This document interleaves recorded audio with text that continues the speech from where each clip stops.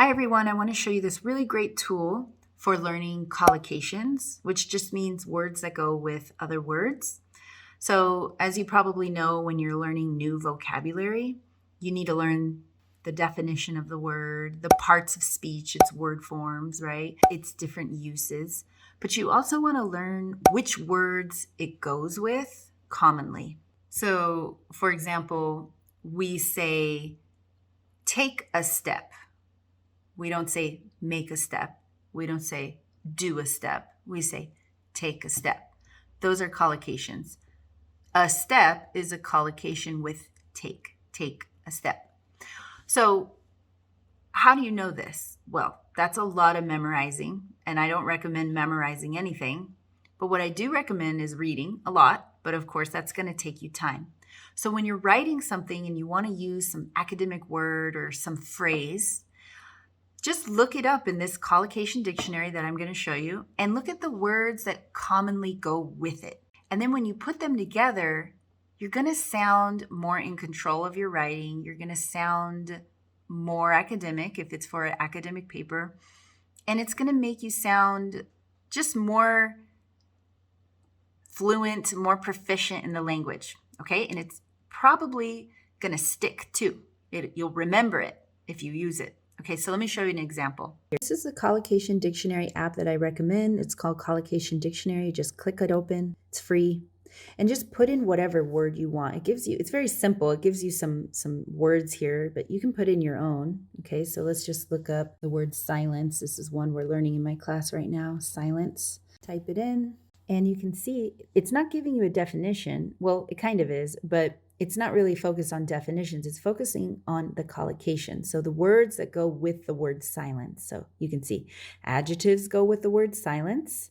Which ones? These ones: lengthy, long, prolonged, brief, momentary, a moment's, short. All of these adjectives are collocations that go with the word silence.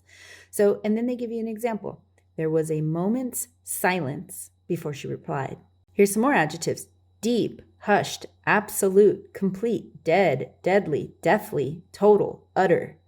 And examples: we sat in complete silence, save for the ticking of the clock.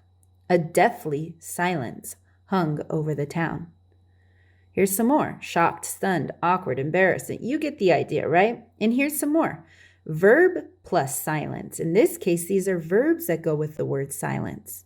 So maintain is a good one. That one often goes with the word silence.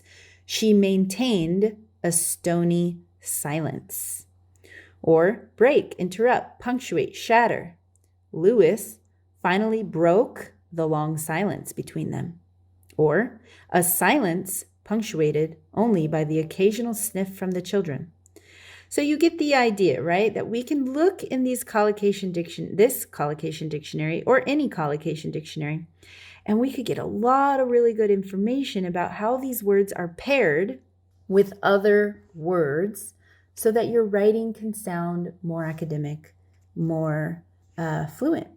So I hope that was helpful, and I hope that you're able to use that for your own vocabulary development. I want to say this is one of the most important things that I, as an ESL instructor, notice that students really need work with is they got the word, they know the word, but they just don't know how to use it with other words.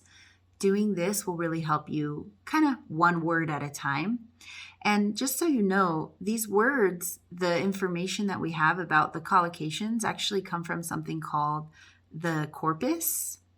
The language corpus is basically this big database that has it's just like tons and tons of records of speech, spoken and written language. And now with computers and everything, you can go in and search a word and then see when that word was spoken by hundreds of thousands of people or written by hundreds of thousands of different people, what other words were used with it, and kind of categorize and see which ones are most common. And that's how this Collocation Dictionary came about. So it's doing a lot of work for you and making it very simple and easy for you to find. But it does take time. It does take work for you to build your vocabulary. But this is one of those really amazing tools that I highly recommend that you use. Bye.